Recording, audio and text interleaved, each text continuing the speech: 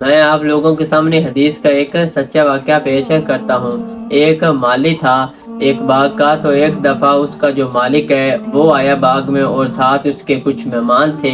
تو باغ کے مالک نے مالک کو کہا کہ جو میٹھے انار ہیں نا، یعنی پکے ہوئے، وہ لے کر آؤ۔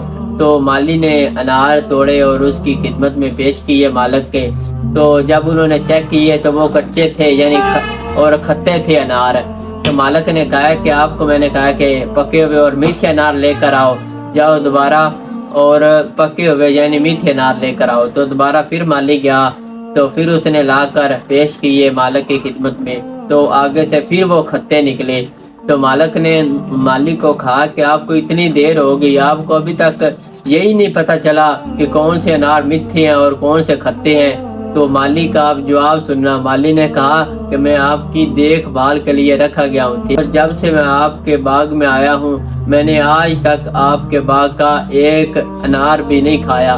مالی نے کہا کہ مجھے جتنی دیر ہوگی آپ کے باغ کی رکھوالی کرتے ہوئے کو، میں نے آج تک آپ کی غیر موجودگی میں ایک انار بھی نہیں کھایا۔ انار تو دور کی بات، میں نے ایک دانہ بھی نہیں کھایا انار کا۔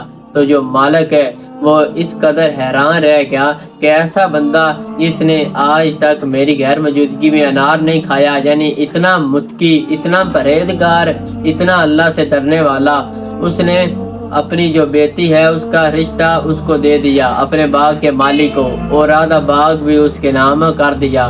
اور وہ باغ کا مالک جو تھا وہ کون تھا؟ وہ مالک بن دینار رحمہ اللہ تھے۔ اسے کہتے ہیں کہ تقوی۔ اور ہمارا حال کیا ہے؟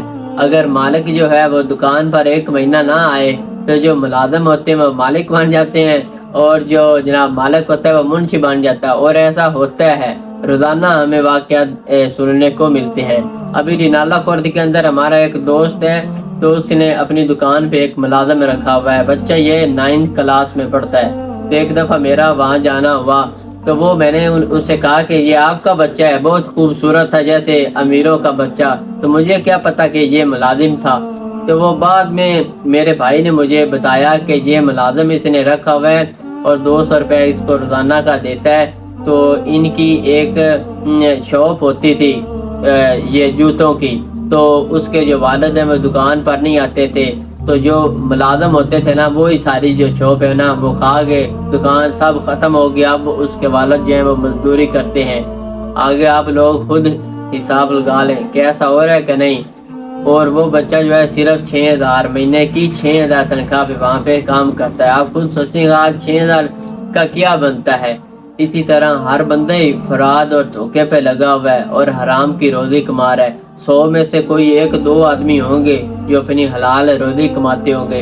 اسی لیے تو آج ہمارے رزق میں برکت نہیں ہے۔ لوگ کہتے ہیں کہ جی ہم مہینے کی ہماری جو آمدنی ہے 2 لاکھ ہے، لیکن پھر بھی رو رہے ہوتے ہیں کہ جی ہم مقروض ہیں، ہمارے جی رزق میں برکت نہیں ہے۔ تو کیا وجہ ہے کہ ہم حلال روزی نہیں کماتے؟ حالانکہ حلال روزی کمانے والے کو اللہ تعالیٰ نے اپنا دوست کہا ہے، لیکن ہم اس کا دوست بننا ہی نہیں چاہتے۔ میں کہتا ہوں کہ کم کما لو لیکن حلال کما لو، پھر دیکھنا کہ آپ کے رزق میں برکت آتی ہے نہیں آتی ہے۔ برکت کے ساتھ ساتھ آپ کو سکون بھی ملے گا۔ آپ لوگوں نے دیکھا ہوگا کہ کئی لوگوں کو لوٹ کر ان کے ساتھ دھوکہ کر کے پیسے کماتے ہیں، مہینے کے لاکھوں روپے کماتے ہیں، لیکن وہ رو رہے ہوتے ہیں۔ ان کی زندگی کے اندر کبھی سکون نہیں ہوتا اور نہ ہی برکت ہوتی ہے، کیونکہ انہوں نے حلال رزق کمایا ہی نہیں ہوتا ہے۔ آج کل کا آپ لوگوں نے دیکھا ہوگا کہ ٹرینڈ بن چکا ہے یہ آن لائن ارننگ والا، پاکستان کے اندر خاص طور پر ہر بندہ افراد کر رہا ہے کہ جی اتنی انویسٹمنٹ کرو۔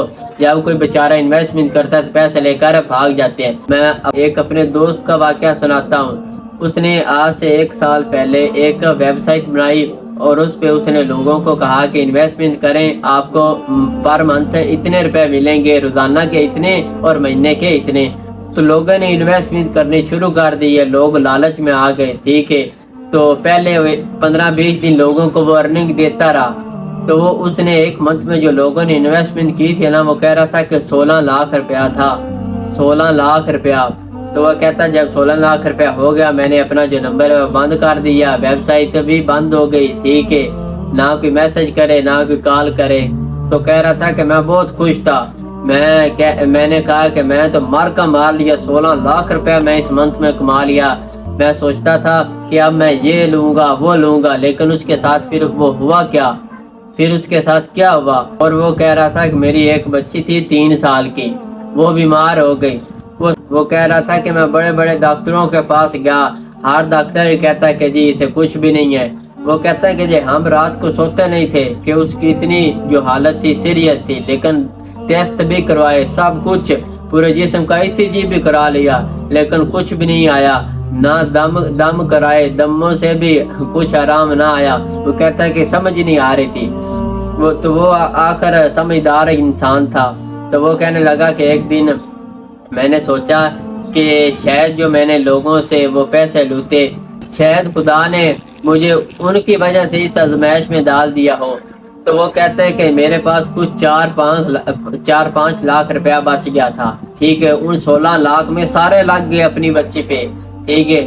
تو وہ کہہ رہا تھا کہ اس دن میں نے توبہ کی اور اللہ کو کہا کہ یہ جو میرے 4-5 لاکھ روپے ہیں، یا اللہ جتنے لوگوں کے میرے پاس نمبر ہیں ان کو میں واپس کر دیتا ہوں، باقیوں کو تو مجھے معاف کر دے، آئندہ سے میں ایسا کام نہیں کروں گا، کسی کے ساتھ دھوکہ یا زیادتی نہیں کروں گا۔ وہ کہہ رہا ہے کہ میں نے لوگوں کے نمبر ڈھونڈے، ان کو پیسے واپس کیے، تقریباً 35-40 لوگوں کو، ٹھیک ہے۔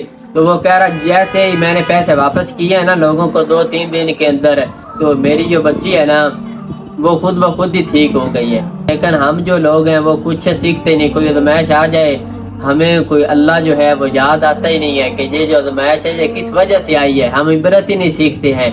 اور میں پیغام دینا چاہتا ہوں اپنے بھائیوں کو جو یہ لوگوں کے ساتھ آج کل سکیم کر رہے ہیں، دھوکہ کر رہے ہیں، کہ خدا حرام رزق سے بچ جائیں، ٹھیک ہے۔